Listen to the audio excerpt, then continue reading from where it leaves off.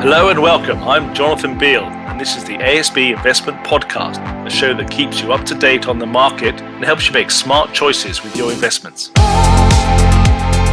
As restrictions are loosened in Alert Level 2, many businesses can now reopen. Chris Tennent-Brown is back to talk about what this means for economic activity. We also chat about the latest announcement from the Reserve Bank and the highlights from Budget 2020. These are entirely our own views. It's not investment advice, but we know plenty of experts at ASB that'll be happy to chat if you need. Chris, good morning to you. How are things? Good to talk to you virtually again. I can't see you, but I can hear you. So how are things going?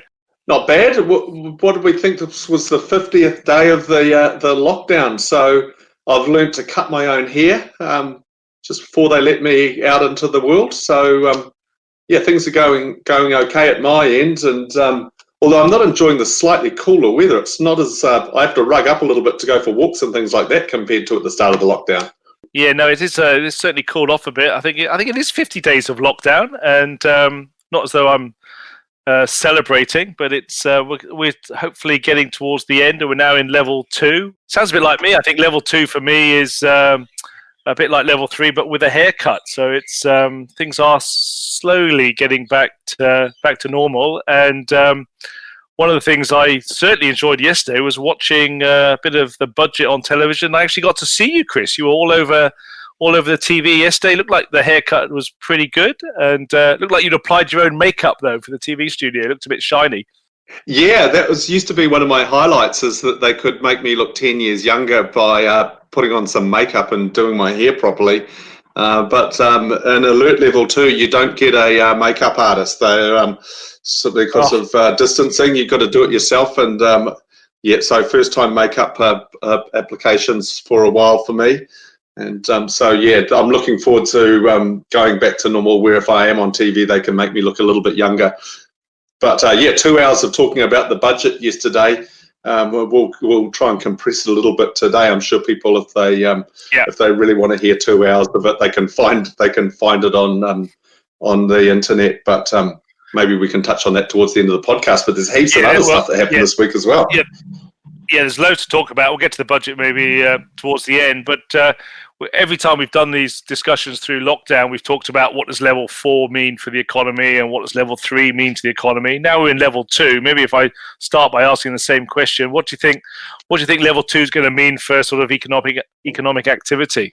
Yeah, well, the rough numbers that the Treasury and the RBNZ put on it is somewhere around 85 to 90% of economic activities taking place, and which we'll only know in hindsight, but I think when you head around at a level 2, we can see that there is an awful lot more activity taking place now. There's lots more cars on the road. There's lots more businesses are open. The queues at the hairdressers, I think, will be the catch cry of Alert Level 2, just like takeaways and fast food were at Alert Level 3. But cafes, restaurants are really going to try and open up, and then next week we'll get bars opening up as well. Professional sport back, so there'll be something more for us to watch apart from replays. So it really feels like an awful lot's getting back. The bit that's clearly missing are the tourists, and we saw that in some migration figures this week. The main visitor arrivals were Kiwis coming home. But that's the bit which stops us getting from 90% to 100%. I think is the big hole that the service sector is in with the lack of tourists, and so that's going to be around for a while. But we're getting back more towards normal for a lot of things. Yeah, and I think you're right. There seems to be the tourist industry, and anything associated with tourism is going to be probably the industry is going to be affected the most, and probably for the longest time period, I would have thought. Yeah, it's a big chunk. So you can clearly see how 5% of the activity of the economy or thereabouts is going to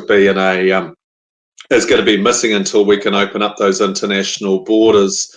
And I think, incidentally, jumping forward to the budget a little bit, that's something that people probably could be a bit disappointed not to see more about in the budget. There's clearly a desire to get tourism back, but it's not going to happen, I don't think, until we get a vaccine. But hopefully we see much more talk about these trans-Tasman bubbles and things. But we're not going to get back to 95% until we get down to alert level 1. And the missing bit will be that 5% for the international tourists and all the associated things with that.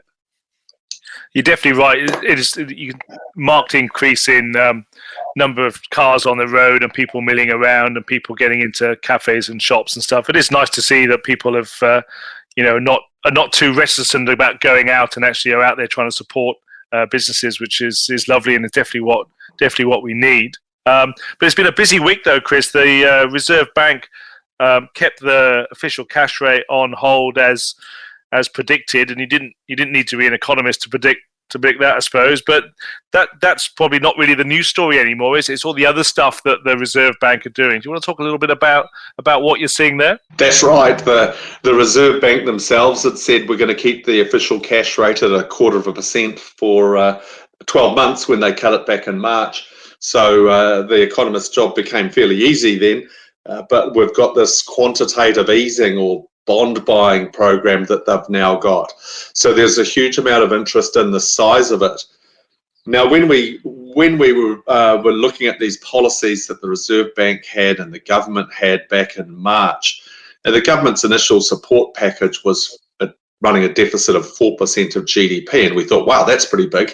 That's what they ran in the global financial crisis, and the Reserve Bank came out and said, we'll buy $30 billion worth of government bonds, which we also thought was pretty big. But as the crisis has unfolded and the size of the hole that the economy's fallen into has got bigger, and this is happening around the world, of course, there's been a clear view that the Reserve Bank will need to step up their program. And indeed, that's what they did.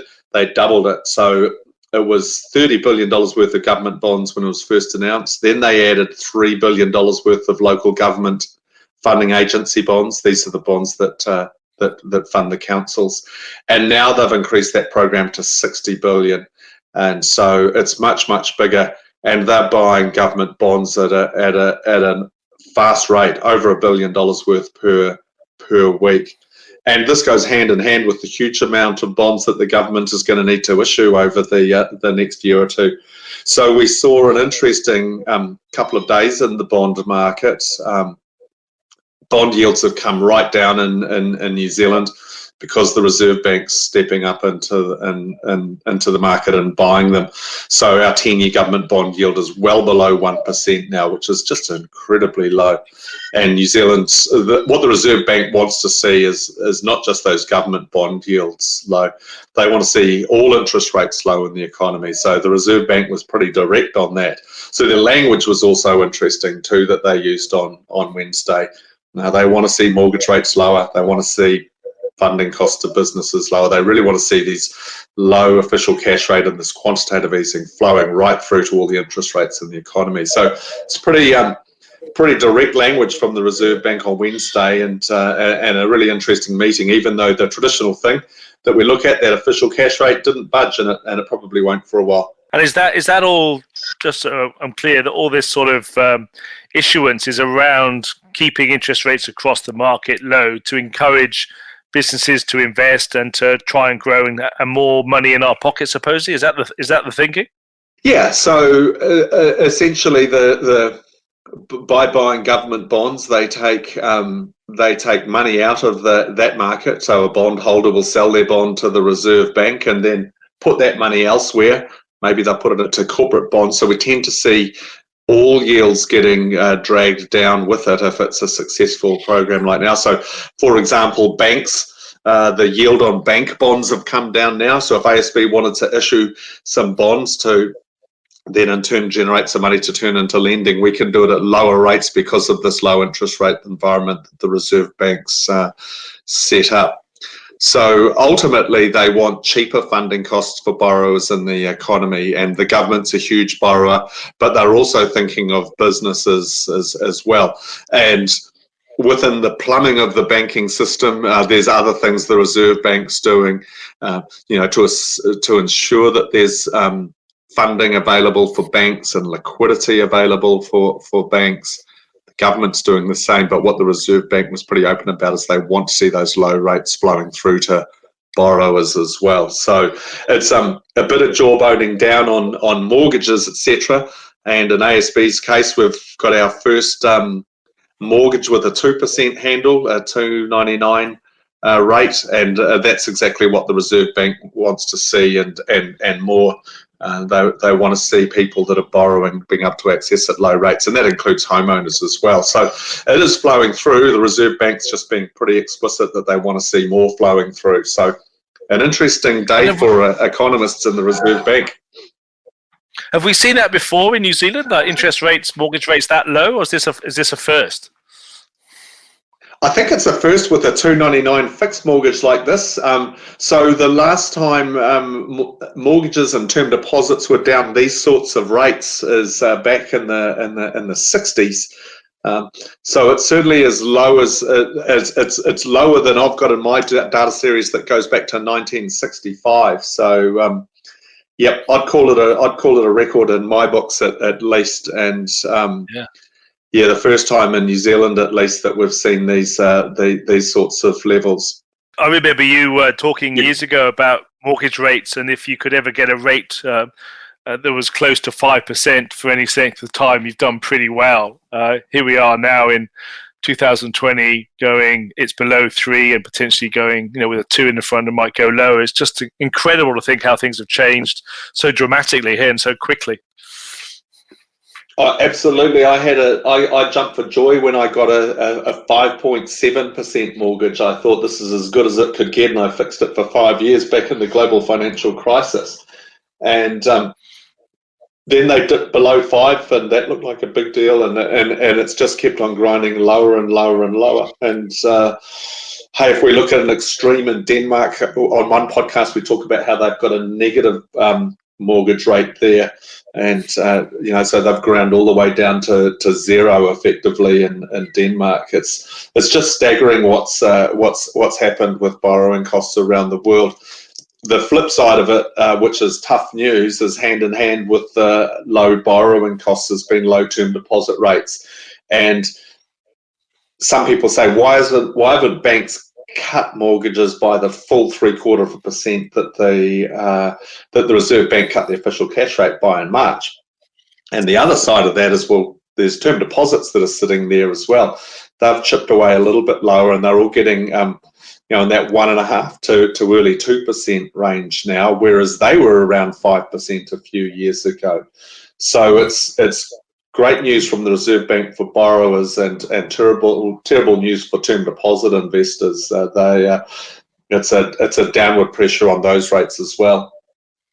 Yeah, and that's definitely, I suppose, when that starts to sort of concern me a little bit, that people maybe start to make investment decisions, because of what the rates are. And so I suppose that's where stuff we talk about constantly about, what's your plan, what's your time frame, what's your tolerance to risk, those types of things I think is more important when rates are so low, because you don't want to be jumping just to something that looks shiny and new with a higher rate, because it might not actually be the right thing for you and what you're trying to achieve.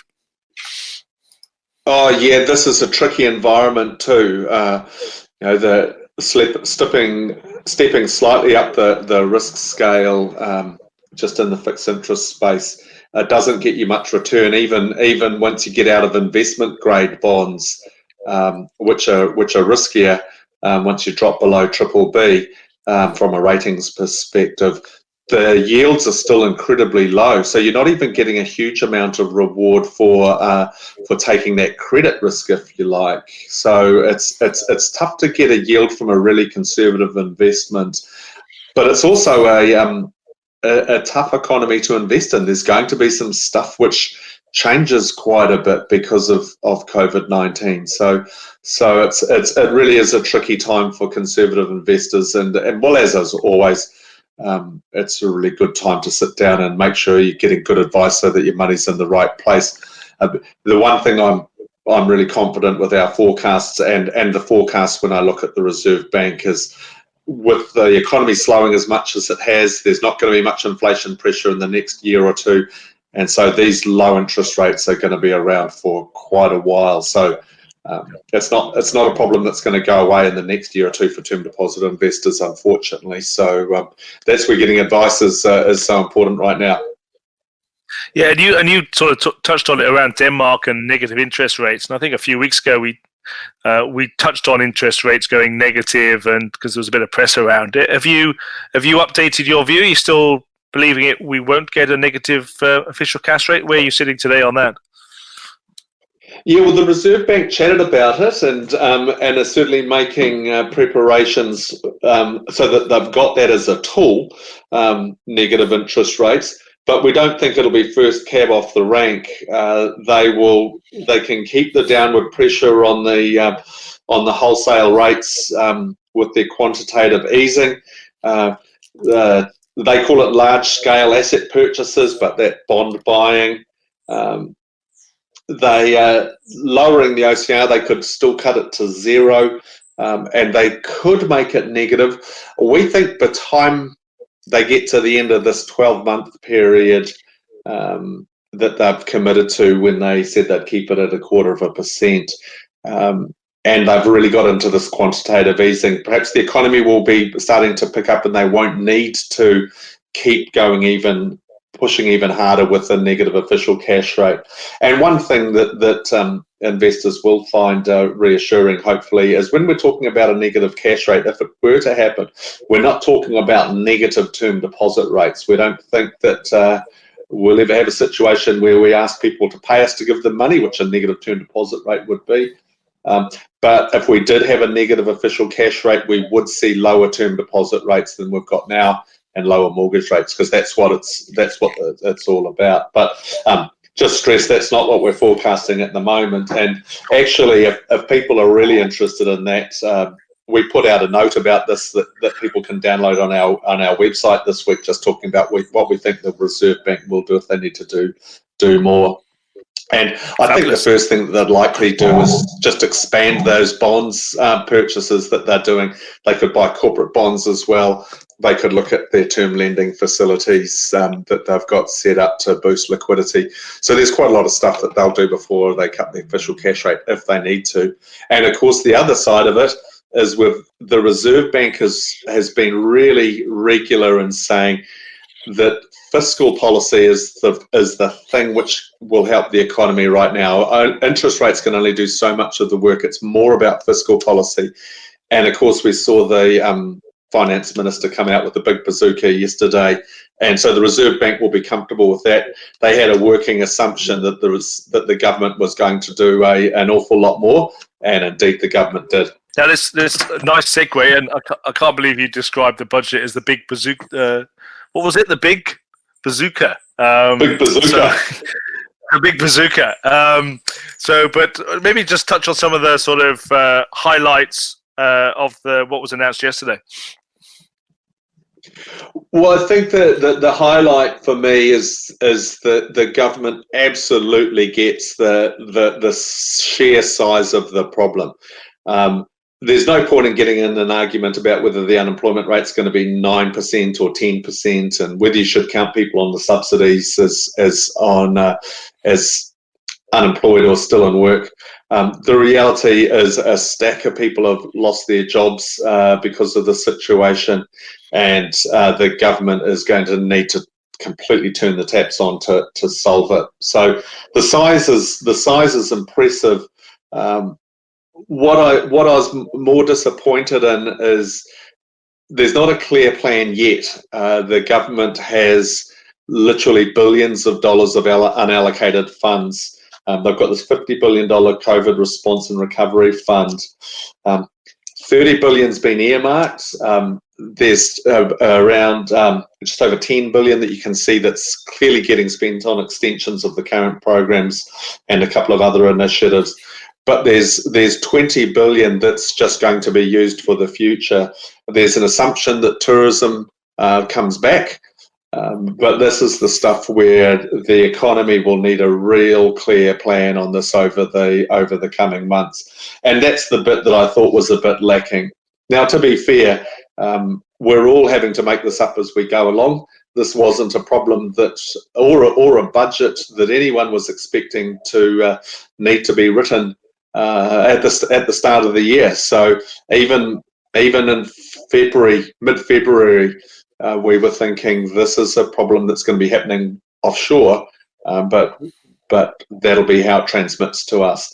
And yet here we are with the economy probably down, we think, close to 7% smaller by the end of this year than it was at the start. So hats off for the government for being all over the size and the scale of the problem. The proof of the pudding will be in the eating over the coming months to see what the plans are for this expenditure. And it's a lot of money, it's a lot of debt that's going to be around for generations. So it needs to be spent well, because we'll be paying for this for decades. Yeah, it's easier to criticise the government, but the thing I heard was, budgets are normally signed off 4 or 5 weeks before they actually release them. I think this one was signed off on Monday, so you can sort of understand why they haven't got all the detail, and we're going to sit and wait until some of that comes out. But I suppose one of the things I'm hoping, I'm interested in your view, is that we start to be a bit more innovative around our ideas. So if tourism is we need to get that industry going. So what are the innovative ways we can do that? I'm not sure just having an advertising campaign to travel around New Zealand is the answer. How do we have smart borders and those types of things? I think that innovation is the thing that I think we need to sort of turn that up a bit. I'd be interested in what you think. Yeah, you're right on both counts. This is a really unusual situation where you're executing a plan or coming up with the plan as the economic threat is unfolding in front of you, and it's really hard to go, what does tourism look like in a year's time? And we don't even know whether there'll be a vaccine in a year's time, or whether it'll be the problem that is today. So there's an awful lot of uncertainty. So that's why I think we saw an awful lot of tolerance. I've never seen a budget where you could. There's always some unallocated funding within a budget, but $20 billion worth is amazing. $50 billion worth is bigger than the amount that we needed to rebuild Canterbury with. When the government was cutting those budget forecasts. So this is absolutely monstrous and really uncertain.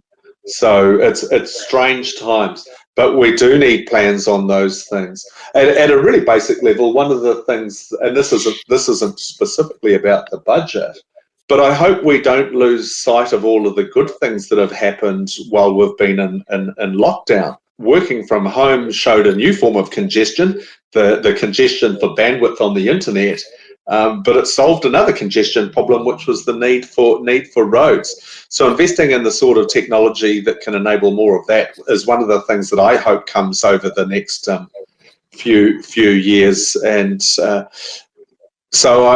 the old idea of we're going to build more houses, spend more on infrastructure, it's not super imaginative. It's all the other stuff which will hopefully come out in the details over the next few months that I'll be interested in. And I think the tourism one's is a biggie. Smart borders, Trans-Tasman bubble, reconnecting with the Pacific Islands, making a smaller form of tourism work with the countries that are near us that have had similar health outcomes as us seems to make sense. And if we're realistic about the assumption that tourism will start coming back in 12 months, those are the things that really need to be worked hard on over the coming months.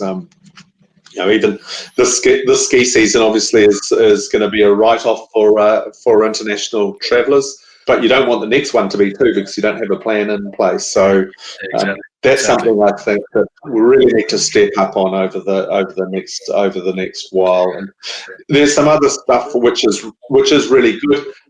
There's no doubt people are going to need to be retrained.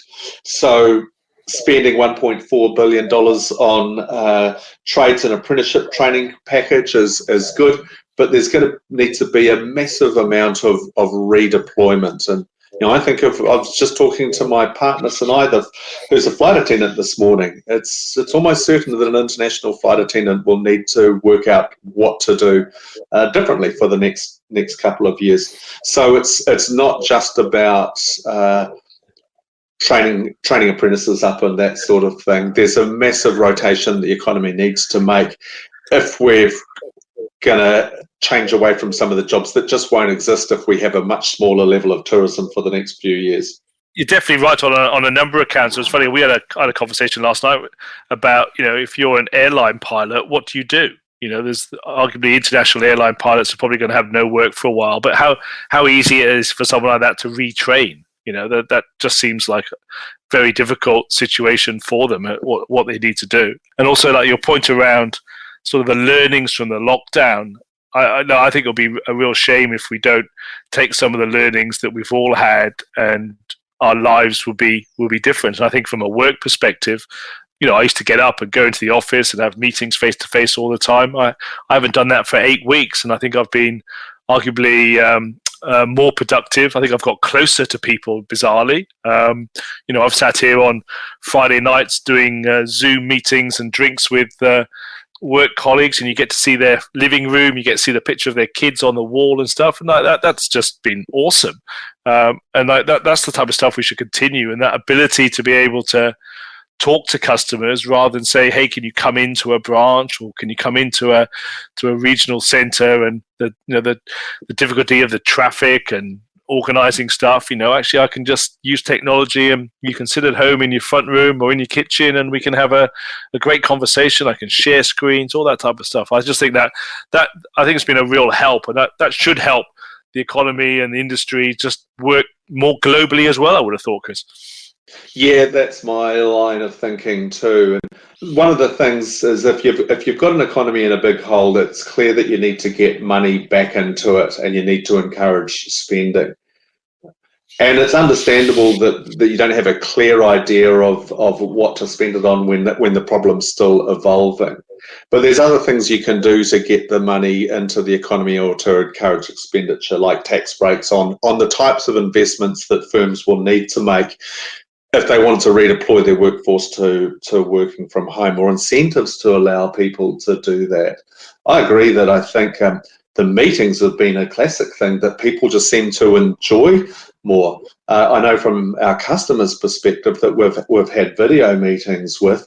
It's saved everyone a lot of time, and rather than bustling through traffic on the way to preparing to getting for a meeting, everyone can be sitting at home preparing their notes or whatever it is that they need for meetings. It's just a format that works, and I think for us all, what will be interesting over the coming months is to see what we want to carry on from this all. There's some stuff that needs to happen face to face, like a haircut, and we can see that at the queues outside the barbers, which is a classic.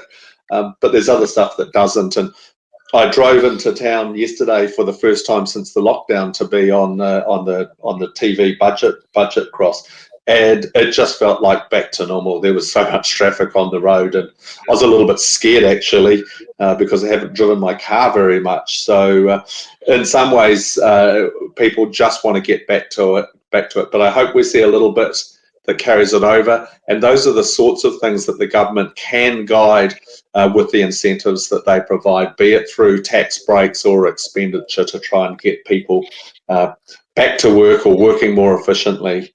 So I'll be watching carefully at some of these plans that get rolled out over the coming months. And definitely, and just maybe to finish off, certainly all this work by the Reserve Bank and the government, and focusing on sort of the issuance of bonds and keeping interest rates low, certainly should provide some, I suppose, reassurance to investors that people are making decisions fast to help. So, maybe if, in contrast to maybe the global financial crisis, where it sort of was long and slow before people reacted, this is a very different environment, and we've seen that already in share markets responding tremendously over the last few weeks, and that sort of risk on coming back into markets. It's certainly a very different situation we got here than we had sort of 10 years ago, isn't it, Chris?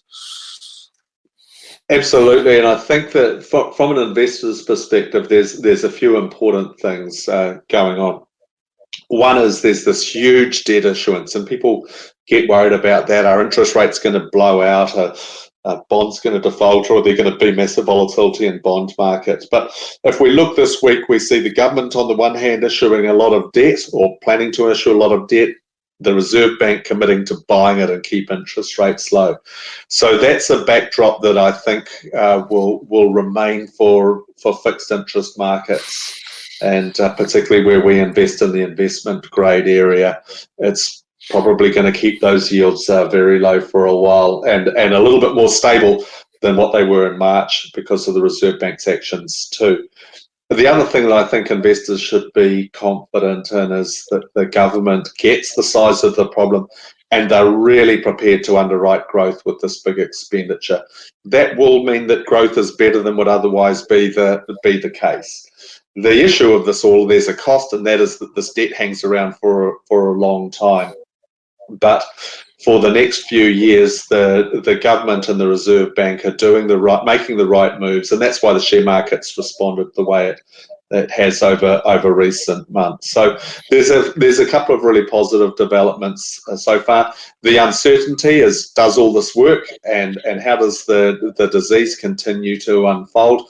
But I think we've got to give New Zealand the big health tick on that front. But a little bit like we saw in World War II, with Winston Churchill being the person to guide us through, the big decision that people will be making now is, right, how do we get guided out of the recovery? And we'll see politicians duking it out on that one over the next months running up to the election. And that's going to be the interesting bit, is what's the plan to grow the economy? You can't just borrow and chuck money at it. You've got to have a good plan. So that's what I'll be looking for, and that's what investors hopefully will be looking for too, is some good plans, and hopefully some good debate about the way out. Yeah, you're definitely right, Chris. The politics has certainly started. I just think I think the quote of the lockdown was Winston Peters yesterday when he said to Simon Bridges he should get a new haircut and get a new job. I thought that was fantastic. It's already started, isn't it? Oh, absolutely. And you can always count on Winston Peters to come out with the odd clanger at these occasions. He does. He does love a bag. But hey, awesome to talk to you, and congratulations on the do-it-yourself haircut. I thought it looked tremendous on TV. I'm going to go and pay someone to do mine. That's my goal for the weekend. But again, lovely talking to you. Thanks for your insights and commentary, and hopefully see you soon. And I understand it's a big birthday this weekend, so happy birthday to you, and hope you get time to celebrate with some close friends and family. Yeah, I'll be celebrating my 50th with 10 people or less this Sunday. So thanks for the birthday wishes, JB. Good talking with you. Oh, cheerio, Chris. See ya. Bye. Thanks for joining us today on the ASB Investment Podcast. If you have any thoughts on today's episode, or if there's anything you'd like us to discuss on future shows, please fire your suggestions through to podcasts@asb.co.nz.